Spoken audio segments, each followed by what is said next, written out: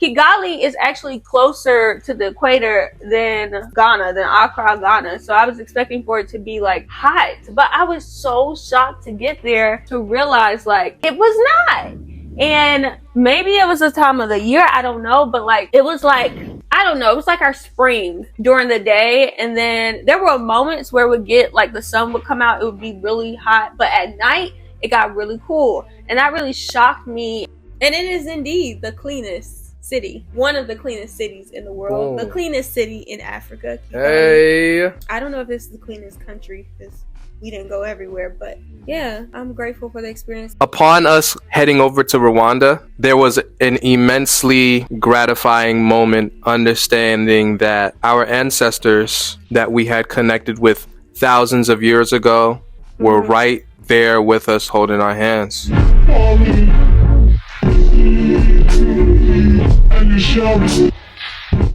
In the heart of Africa, Rwanda's splendor unfolds. The magic silhouette of Mount Bishoke stands tall, inviting awe. Reflecting the nation's tranquility, Lake Kivu sparkles with serenity. In the vibrant city of Kigali, modernity seamlessly merges with history. Yet, it's the people who etch indelible memories, warm smiles, and genuine kindness.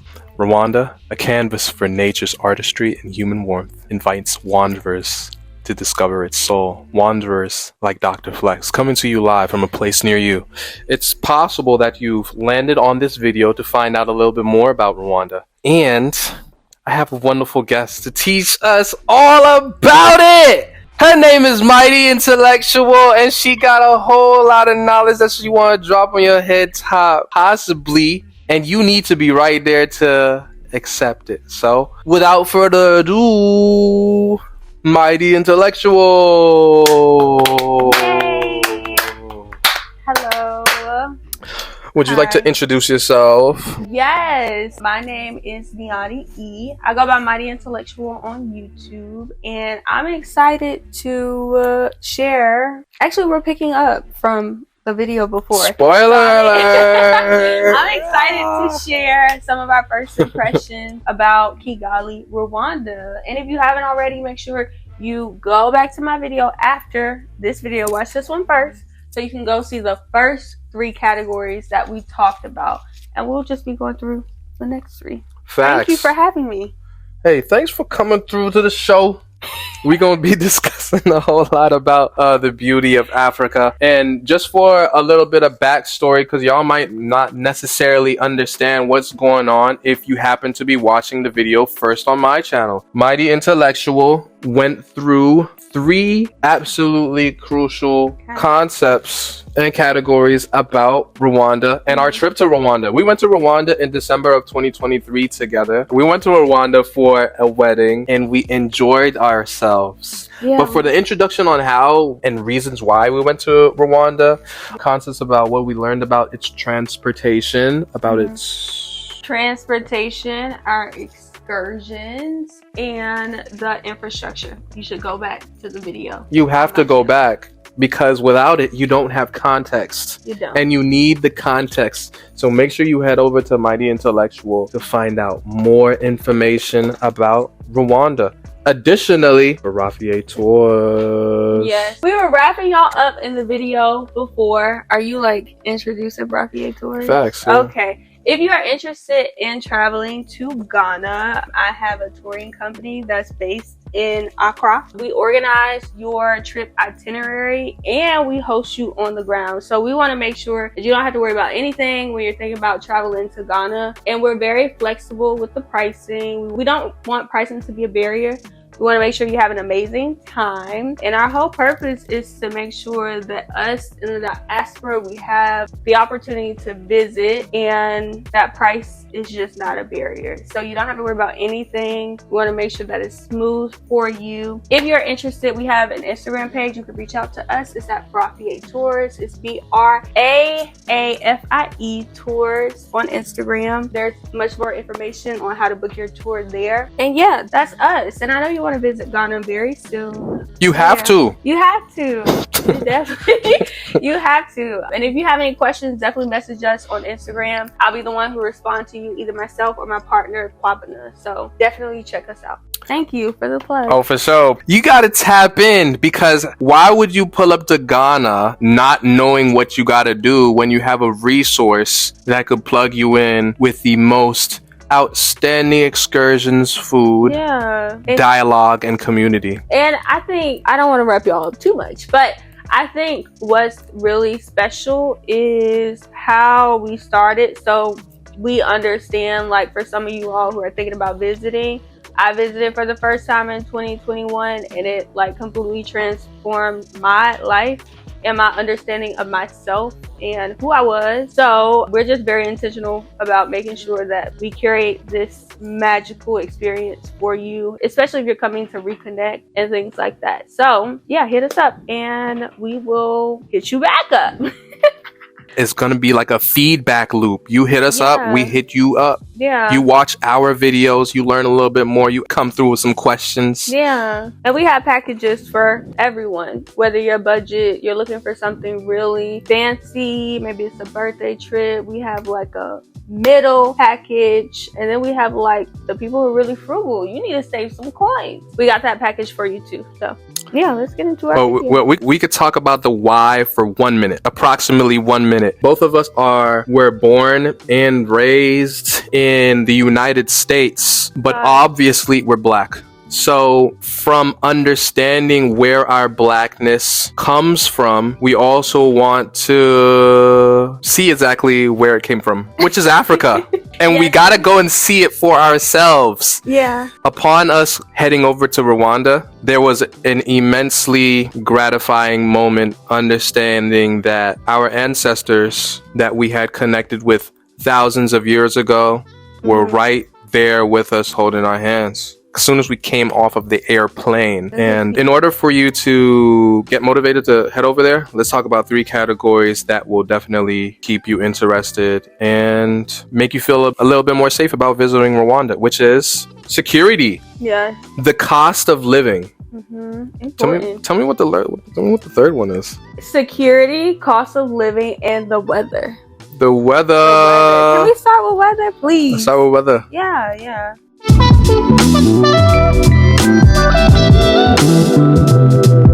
Okay, y'all. So I was really shocked by the weather, okay? And I think after this trip, because I was really excited to see, like, I wanted to kind of compare, and keep in mind, you know, it's a bunch of countries in East Africa, there are a bunch of countries in West Africa, but I was just very interested in comparing like West Africa to East Africa, or let's say specifically Ghana to Rwanda. And I actually think that Rwanda is closer on the equator than Ghana, right? I think on the map it is. But anyway, can you look it up while I'm explaining? I think it is. While he's looking it up, I expected before we went that Rwanda was gonna be really hot. And if I'm not mistaken, it's closer on... Okay, yeah. So Kigali is actually closer to the equator than Ghana, than Accra, Ghana. So I was expecting for it to be like hot, but I was so shocked to get there to realize like it was not. And maybe it was the time of the year, I don't know, but like it was like, I don't know, it was like our spring during the day, and then there were moments where it would get like the sun would come out, it would be really hot, but at night it got really cool. And that really shocked me. And I, of course, you know, like naturally I'm gonna compare it to Ghana. I'm sorry, I just naturally. And so I was just like, whoa, Ghana is hot like all the time. So I was like, yeah, I can visit Kigali again, but as far as like wanting to like live in a place, I probably wouldn't choose Kigali probably just because of the weather. Like I like the West African sun, and I get this glow every time I come from Ghana. I didn't really have that glow when I came from Kigali. You feel like you had a glow? That's respect.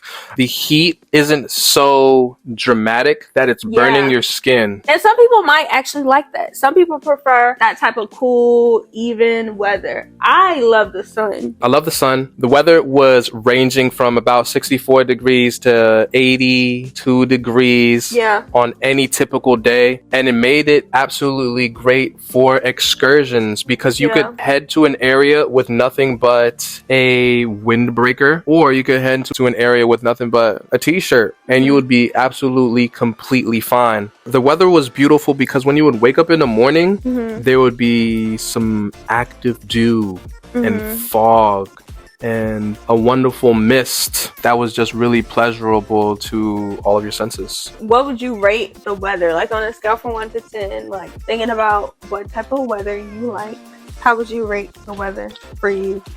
Surprisingly, I really like fall weather in the United States, and that's only because of the fashion sense. But if it's about if it's about living, I would prefer a hot area because if I want to step out of my house, I don't have to reach for a jacket. Yeah. You would give it a what out of 10? Let's give it like a 9. Let's give it at like a 9.5.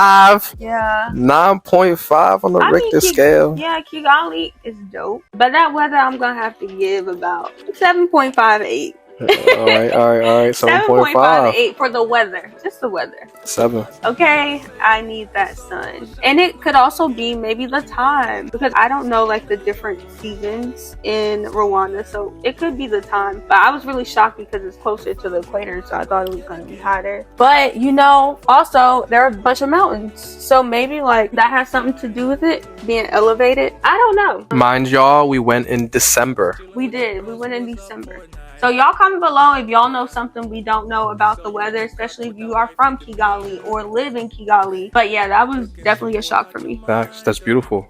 Moving on from weather, what we got next? We got security, and then we're moving on to cost of living, which you like to go to first. We could do cost of living first. Okay, let's go to cost of living. You now, baby, deep down, I know you be missing me, but you keep being. Okay, so as far as cost of living, I got that. I would say, what I will say is, even though I got my flight last minute because I found out about his trip to Rwanda kind of late and I kind of decided at the last minute too, the flight was still only like roughly $1,000, maybe a little bit less, which is shocking because if I'm getting a flight to Ghana, that flight can be, especially if I'm last minute in the December period, that flight could be like $1,500, $2,000. So I would say if you're looking for a cheaper place to visit, the flights are not that bad for Kigali, Rwanda. And then you can like country hop from Rwanda to Kenya to Uganda, that type of thing while you're there. I just didn't have enough time to do all of that. So I would say flight prices are not bad, but do not fly with, I think it was Ethiopian Airlines. Do not ever fly with them. Their food was just not good, and I would have preferred, so I think next time I would do United. And then I heard, is it Qatar? Qatar makes sense. Qatar Airways is nice. And then but I would do United if they have a flight to Kigali. I'm not sure they do, but I just didn't like Ethiopian Airlines, and they didn't have like veggie options. Like they're not very kind to the vegans. Who'd you fly with? Oh, that's a great question. So check it. If you were to peer into our previous video on Mighty Intellectuals channel, you'll figure out a little bit of information about why we purchased the tickets at the time that we did and the story behind why we were going to Rwanda in the first place. Right. So I ended up using United Airlines in order to get over to Rwanda.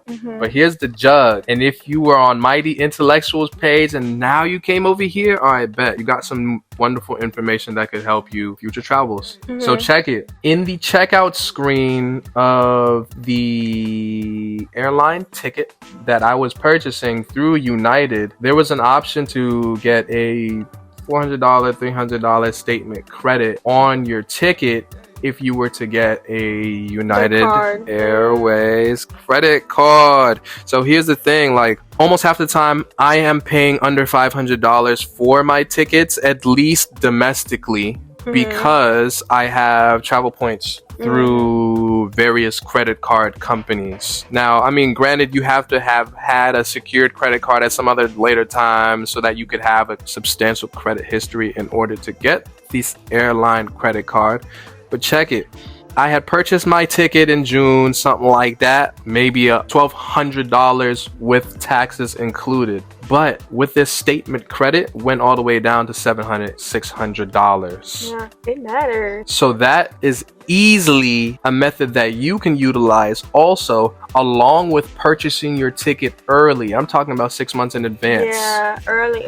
Easily use both of those concepts in order to have a fairly cheap ticket to Africa. Yeah, a lot of people, like when I've done polls on my channel, one of the main things, because I think people are moving, especially like, you know, I feel like we've become more aware of Africa and like Afrobeat and just like what's going in Africa. We still have work to do, but I think people have moved a little bit from, not everyone, from I'm scared to go because I don't know what's over there to, okay, I want to go now, but these flights are expensive. I think people are more so worried about finances now. So I like that you mentioned like the hack to be able to get over there. So we really don't have excuses if you're able to get the credit card.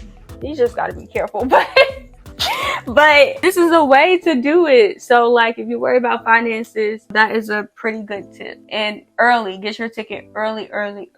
You might even be able to get it a lot cheaper than he got it if you get it like early as you can get it. So yeah.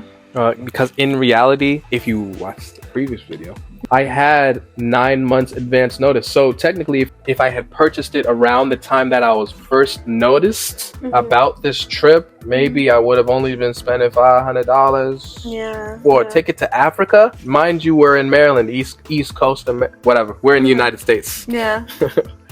We're in the East Coast, so that's an extremely cheap ticket. And the cost of living over there, which is the category that I was going to be referring to, the cost of living, let's say that it's 3 times cheaper than average activities in the United States. For example, if you wanted to travel, let's say 4 miles in an Uber in Maryland, you're probably spending $20. Meanwhile, if you were to take I'm spending $50 if you're going to the airport. Oh, no, facts. If you're going to the airport and 50, let's say 60, 70. If you're going to a populated area, the cost of transportation only increases, of course. Yeah. Not necessarily the same situation in Kigali, specifically because they have motorcycle taxis. Yeah, love them. You can hail them down the same way that you would do it in New York or any other populated city. You'll hail them down, and let's say that, like I said, 3 miles, 4 miles, an Uber in United States would cost $20. Over there, that was like what? Less than $1? Less than $1? $2. Oh, like $2. $2 because they use Rwandan francs over there. If you guys do the conversion or whatever, 1,000 Rwandan francs is actually about 78 cents. Wow. So imagine that you're able to transport yourself anywhere you want to for quote unquote pennies. That's a fantastic aspect in regards to cost of living. Yeah, I just wanted to add that like once you get past the flight, everything else is cake. Especially if you're coming with a group of people, like you can split the cost of the hotel. I don't think our hotel cost that much. I feel like, how much did you spend on the hotel? I don't remember. It didn't cost much. The hotel didn't cost much. And our point is like, once you get past the cost of the flight, or whatever you can do to lower the amount of your flight, once you actually get over there, the transportation, your living situation, the food, everything is super cheap. Okay, so we went to this Nigerian restaurant called Jollof Kigali. We recommend that you go visit it. Like the food was really bomb, and they gave us like a lot of food. It was enough to last for the following day, and it had a nice cute vibe. They were playing like hella Afrobeat, and then the food. What did you think about the food and the pricing? Food and pricing, as I mentioned earlier, it's about 3 times cheaper than many aspects of food that you would get in the United States. So let's say that a tray of jollof with some meat or with some vegetables might be $15, but over there it might be $5. Additionally, for plenty of restaurants, they close fairly early. It really sucked because I feel like the day that you came and touched down, because me and my friend had been there ahead of time, there wasn't not much open, and it was only 9:30, 10 o'clock. They were absolutely charging a lot for delivery food though. Delivery food, yeah. The place we found, the food wasn't that great. Like they gave small portions for that place, but the views were so beautiful. Views were absolutely gorgeous. Delivery food is definitely the same rate as DoorDash in the States, but other than that, you will have great costs for any type of food that you get out there. And additionally, everything is so fresh. Like, so we could talk about our experiences at the marketplace. Yes, the market was really fun. We took the motorbikes to the market, which I think that was, like, if we're talking about our favorite part of the trip, I think that was one of my favorite parts of the trip, which we talk about in the other video. But it was riding the motorbike to the market and being able to see all of the nature in Kigali. But the market was really cool. It was like a smaller market, but I loved how it had like the inside and then it also had places on the outside. I got like mango, and then I got like these anga spices.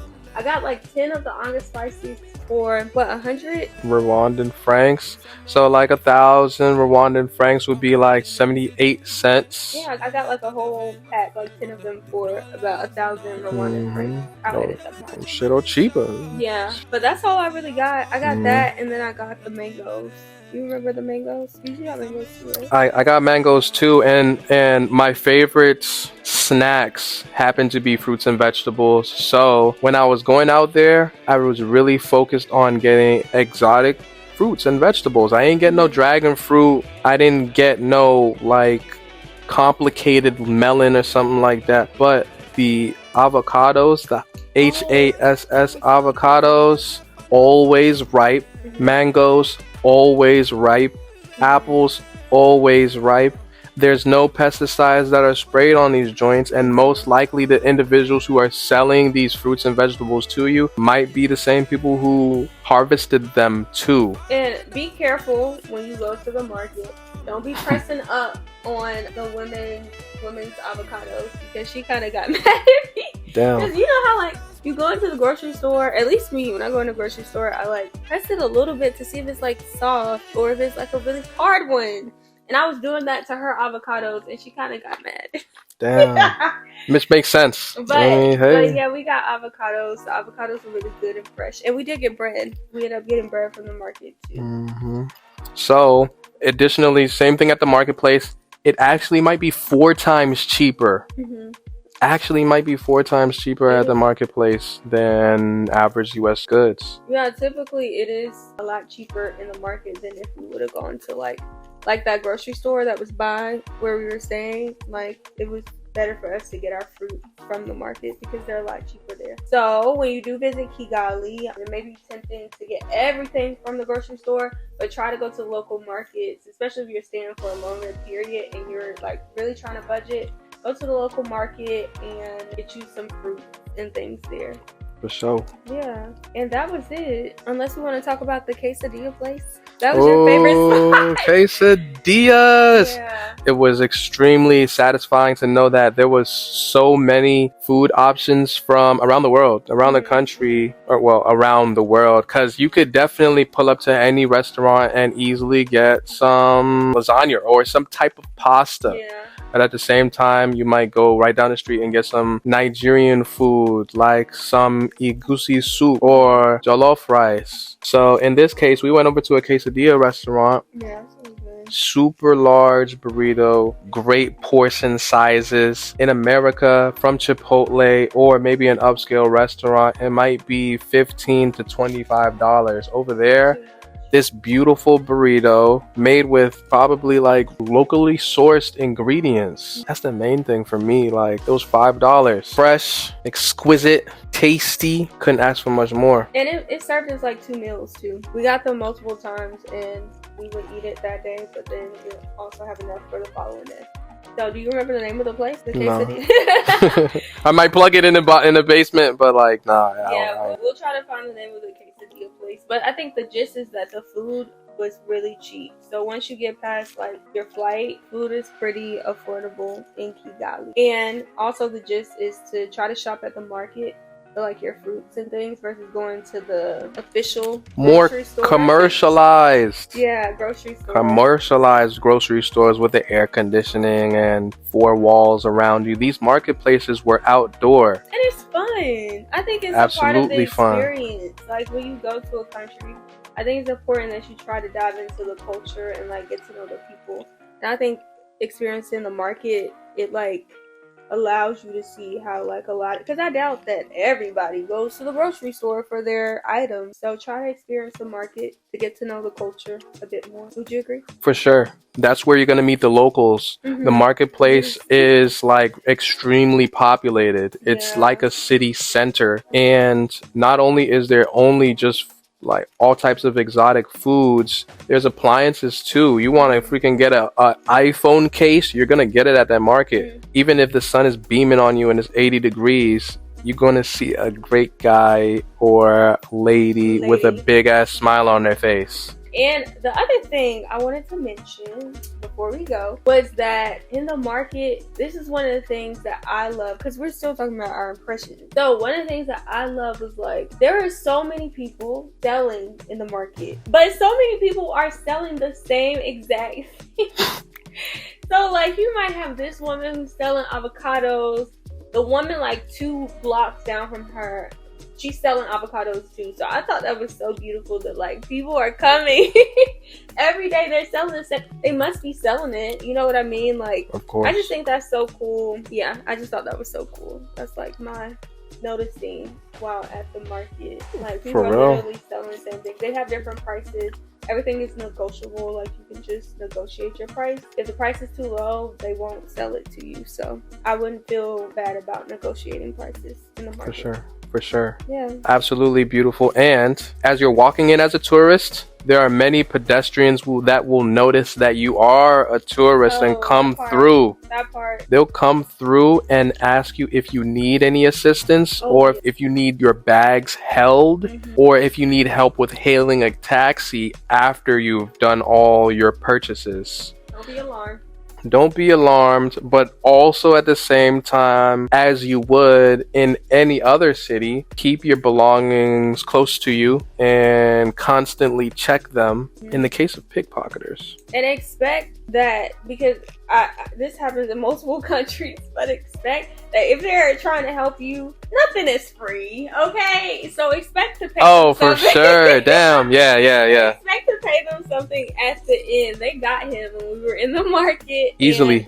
Because it's helpful. Like, even the guys who were helping us up Mount Bisoke, like, we didn't expect to have that help or necessarily want it, but, like, when they started helping us, it's like, oh, shoot, I actually did need this help. So I didn't mind, like, giving them something at the end. So the same for the people in the market. If you don't want to give them anything, just say no. I just don't let them help you. But if they are helping you, just expect to give them something at the end of the day. This is their hustle. Okay, you gotta respect the hustle. You gotta respect the hustle. You gotta get it how you live. Get it how you live. Facts. And is that all for our cost of living? I feel like that's what we got for cost of living. Yes. So once you get your flight, all you have to worry about is your accommodation and your food and your excursions. Oh, we didn't talk about excursion price. We should talk about that real quick. Excursion prices.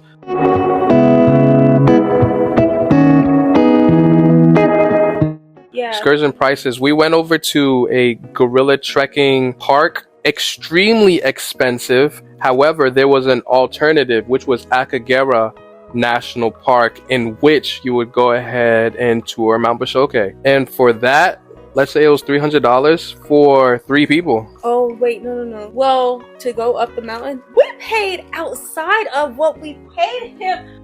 That just registered in my mind. Crazy. Oh my God. Tune into the previous video to figure out exactly how frustrating it was for us to get this excursion booked. Oh, so we paid for Mount Bisoke. It was $75 each. Right. We paid to trek up Mount Bisoke, it was $75 each. But our tour was supposed to include everything. And I think we paid like three something for the tour for 3 people or something like that. And then we paid an additional 2 something, and we paid for our hotel for Lake Kivu.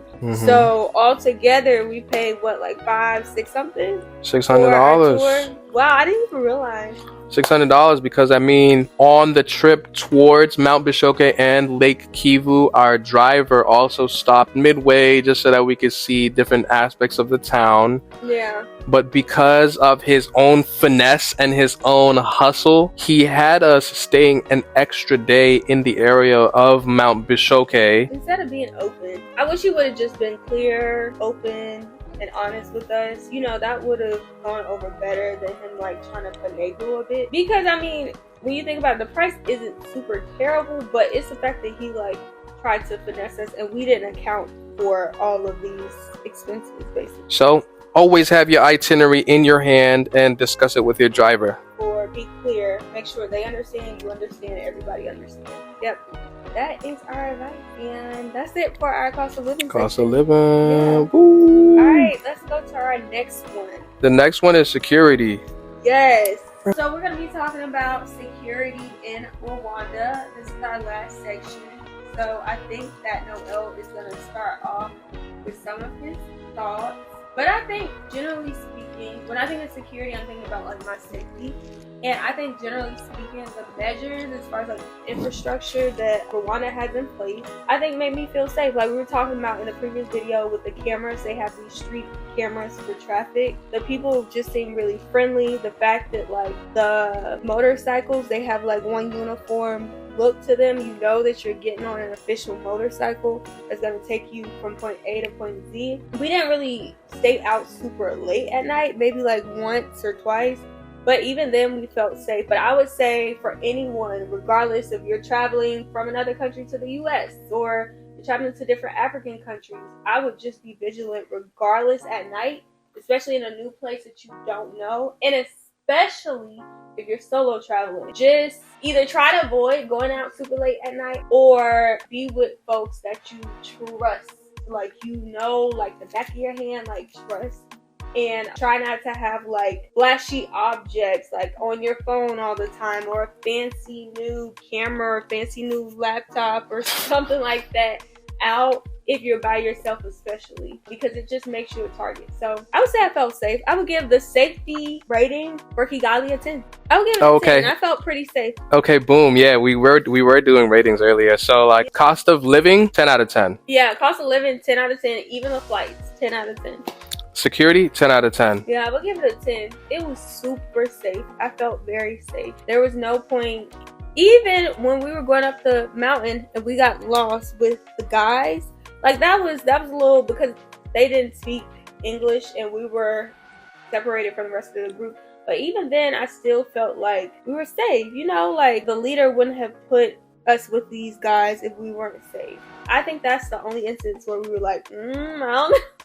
But sure. Overall, I think 10 out of 10 for safety. Yeah. 10 out of 10 for safety. Noting that United States is one of the highest areas to have public mass shootings. Mm-hmm. We're probably coming from a more hyper-vigilant area as well. So upon stepping into almost any type of fairly large building, it is manned by multiple security guards. But here's the thing, those multiple security guards also have x-ray machines right next to them. Mm-hmm. Meaning that you want to go into the mall, you're stepping into an x-ray machine first. You want to go into the grocery store, you about to go into that x-ray machine first. Yes.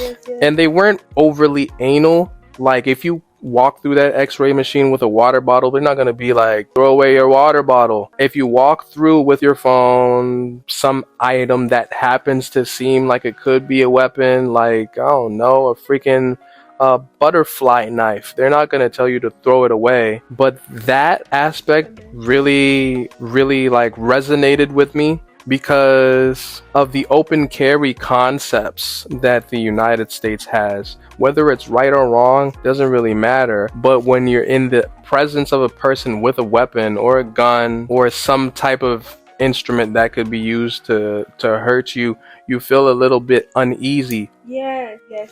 For sure. That just reminded me too, like on my way to the airport, and you all experience this too, I know, like even on the way back to the airport, we stopped. Like they had to check the car before we went in. Not even before we went into the airport. Before we even drove up before we went into the airport, like they checked the car, and then before we went to the Genocide Memorial Museum, we had to go through the machine. What is it called? The scanner. Mm-hmm. We had to go through the machine. I completely forgot about those. And I completely for real. about it. Like, wow. Everywhere.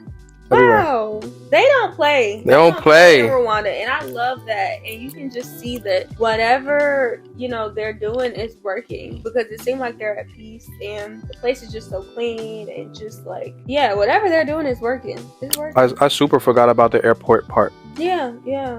The airport part, because like prior to stepping into the airport airspace, whether you're in a taxi or in your private car, you're going to step through this security protocol in which the underside of your car is going to get checked. Yes. Inside of your car is going to get checked. Your underwear. It's like, no, but no. You're dragging it. They don't play. I love that. I love that so much. And you can tell too, like I said, when I got in the Uber, like when I arrived in Kigali, like the people are proud of their country. They're really proud to be Rwandan, and I love that. I guess because they know like the history and everything, proud of their country and the way they've been able to bounce back and everything. So yeah, shout out to Rwanda. Thank you for Paul Kagame. Yes, thank you for the experience. Like Rwanda owes us nothing except warmer weather. Warmer weather coming soon. You know how global warming except be. warmer weather. But I love Rwanda, and I'm really excited to explore more of the history side of Rwanda. I can't wait to explore more of that. Yeah, and I think my favorite part was getting to know the people and the motorcycle ride, getting to experience the nature. There are mountains everywhere you turn. Like the nature is so beautiful. Those are my favorite parts. Yeah. And it is indeed the cleanest city. One of the cleanest cities in the world. The cleanest city in Africa. Hey. I don't know if it's the cleanest country because we didn't go everywhere. But yeah, I'm grateful for the experience. Thank you for inviting me. Thank you for inviting me. It was a beautiful experience. Shout out to Jessica as well. Yes. And the mentality of bringing a heartfelt moment like your wedding. Bringing your wedding in which most of your friends are from outside of Africa. Bringing your wedding to celebrate in a country that might not be even your birthplace. That concept is super beautiful, and it puts Africa on the map, and it brings some resources in, and it brings new experiences for everybody related, because thanks to our experiences, you guys are gonna learn a lot. Yes. And shout out to her guests, her friends, who I think is super dope that like your friends can actually come. Like her friends were able to gather together and be able to come to Rwanda for her wedding. So shout out to her friends for, even if they aren't from Rwanda, being open to explore. And if they had any biases, I don't know what the word is, they y'all gotta watch the previous video. They were able to release that and come to explore for themselves. So shout out to everyone involved. That wraps it up. So y'all don't forget to like, don't forget to comment, and don't forget to subscribe to Dr. Flex's channel. He has more dope videos coming to you all very soon. Audio-visual experiences that I am presenting on this channel are meant to resonate with your soul and make you a calmer, more gentler human being. Thank you for tuning in. This is your host, Dr. Flex, followed by Mighty Intellectual. We got a whole lot of concepts that we're pushing into your frontal cortex, and make sure you process them as fast as you can. Videos dropping every week, so you don't miss a thing. Oh my god. Okay. So you don't miss a thing. Thank you all for staying with us this long. If you made it to the end of the video, you are family. So again, don't forget to comment below to let us know if anything resonated with you, or if you plan on visiting Kigali, and if this video was helpful. Like is free, it helps the channel. And yeah, I guess we are out. We outie. We are out. Thank you. Peace, y'all. Bye. Bye. Okay.